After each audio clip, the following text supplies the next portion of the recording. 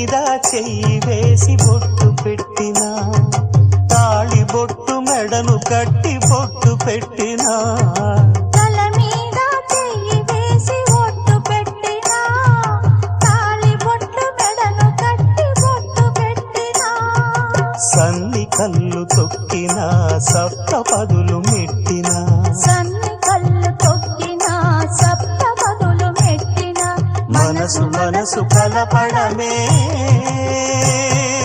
మంత్రం పరమార్థం. శ్రీరస్తు శుభమస్తు, శ్రీరస్తు శుభమస్తు. శ్రీకారం చుట్టుకుంది పెళ్లి పుస్తకం, ఇక ఆకారం దాచుతుంది